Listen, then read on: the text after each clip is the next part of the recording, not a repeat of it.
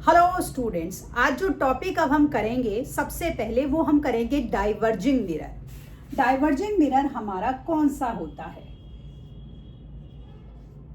देखिए, कल की क्लास में हमने कन्वर्जिंग मिरर करा था, तो आज हम डाइवर्जिंग मिरर कर रहे हैं। डाइवर्जिंग मिरर जो होता है वो हमारा कुछ इस तरीके से होता है। तो डाइवर्जिंग मिरर जो होता है, जैसे कि हमारा ये पोल हो गया, इस तरीके से मिरर के यहाँ ये इसका फोकस हो गया और ये आपका सेंटर हो गया मान लीजिए, और यहाँ पर हमने पैरेलल लाइंस बना ली। ठीक है, अब हमारी जो ये लाइंस हैं यहाँ पर, क्योंकि ये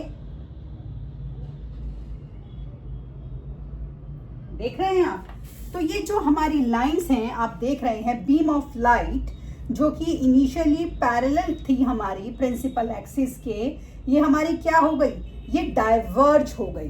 कन्वेक्स मिरर में ये रिफ्लेक्ट होकर बिखर गई, जिसे हम बोलते हैं।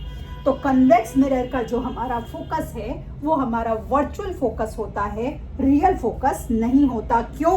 क्योंकि ये बिहाइंड द मिरर है, मिरर के बिहाइंड है ये। तो कन्वेक्स मिरर जो होता है इसे हम डाइवर्जिंग मिरर भी बोलते हैं। क्यों बोलते हैं? क्योंकि ये रेज ऑफ लाइट को क्या कर रहा है, ये रेज ऑफ लाइट को आपकी डाइवर्ज कर रहा है। तो जो हमारा रेडियस ऑफ कर्वेचर होता है, हमारा फोकल लेंथ होता है स्फेरिकल मिरर का, उनके बीच में एक छोटा सा रिलेशन होता है कि जो हमारा फोकल लेंथ है वो रेडियस ऑफ कर्वेचर को 2 से डिवाइड कर देंगे तो ये आपका आ जाएगा, या ट्वाइस ऑफ एफ कर देंगे तो आपका रेडियस ऑफ कर्वेचर आ जाएगा। ठीक है, इस तरीके से हमने अब डाइवर्जिंग और कन्वर्जिंग मिरर कर लिए हैं। तो सबसे पहले जितने भी हम रूल्स पढ़ेंगे वो हम कनकेव मिरर के पढ़ेंगे, जिसे हम कन्वर्जिंग मिरर भी बोलते हैं। तो आइए करते हैं कनकेव मिरर। तो कनकेव मिरर आपका कैसा है? कनकेव मिरर आपका कुछ इस तरीके से, यही सीखा है हमने। अब हमारा यहाँ पर इसका आ गया प्रिंसिपल, और ये आ गया आपका सेंटर ऑफ कर्वेचर, ये आ गया फोकस।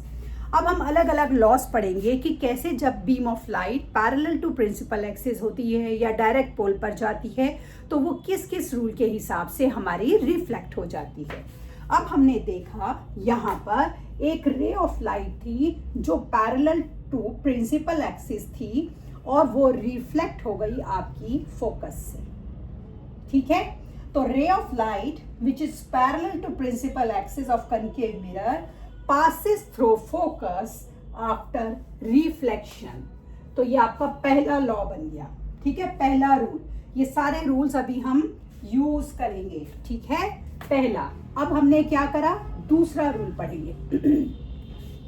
दूसरे रूल में हमारा जब रे of light passing through the centre of curvature of concave mirror, वो क्या कर रही है, सेंटर ऑफ कर्वेचर से जा रही है।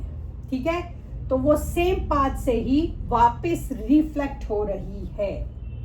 क्या रूल बना ये आपका बना rule number 2। A ray of light passing through the centre of curvature reflected back along the same path से ही वो रिफ्लेक्ट हो गई। ठीक, ये आपका दूसरा लॉ था, दूसरा रूल। ये रूल्स हम यूज करेंगे अभी। ठीक है, अब when a ray of light, पहले बना लें हम अपना, when a ray of light passing through the focus of concave mirror, अब जो ray of light है वो फोकस से जा रही है, तो जब वो फोकस से गई then it reflected back becomes parallel to the principal axis। तो आफ्टर रिफ्लेक्शन वो क्या हो गई, वो पैरेलल टू प्रिंसिपल एक्सिस हो गई। ये आपका थर्ड रूल है। ठीक, अब चौथा रूल पढ़ेंगे। चौथे रूल में देखते हैं हमारा क्या है, चौथे रूल में हमारा है when a ray of light, ठीक है, ये है हमारा when a ray of light which is incident at the pole of concave mirror. Ray of light pole पर इंसिडेंट है, then it is reflected back making the same angle. Same angle के साथ वो रिफ्लेक्ट हो जाएगी, तो angle I equal होगा angle R की। ठीक है, ये आपका कौन सा लॉ था, कौन सा रूल था? ये आपका चौथा रूल था। समझ गए आप? ये बेसिक रूल हैं जिन्हें अभी हम इमेज के फॉर्मेशन के समय यूज करेंगे। ठीक हो गया हमारा ये। अब आती है आपकी इमेज की फॉर्मेशन। देखिए, हम कनकेव मिरर के अलग अलग तरीके की इमेज की फॉर्मेशन देखेंगे। तो अब ये इमेज बच्चों को समझ नहीं आता, मैडम हम इमेज क्या लें? आपको इमेज लेनी है, आपके पास कुछ भी नहीं है, आप अपना पेन ले लीजिए, पेंसिल ले लीजिए, एक घर में कैंडल है तो बिना जली एक कैंडल ले लीजिए जो जल नहीं रही हो। ठीक है, तो अब हम इसकी इमेजेस के बारे में पढ़ेंगे। तो देखिए, ये हमारा कनकेव मिरर, ठीक है। अब ये हमारा प्रिंसिपल, सेंटर और ये हमारा एफ। ठीक है, अब हमने क्या करा, केस 1 कर रहे हैं। Case 1, image formed by a concave mirror when the object is placed between pole and focus of mirror। ये पोल है, ये फोकस है, इसके बीच में हमने एक ऑब्जेक्ट रख दिया।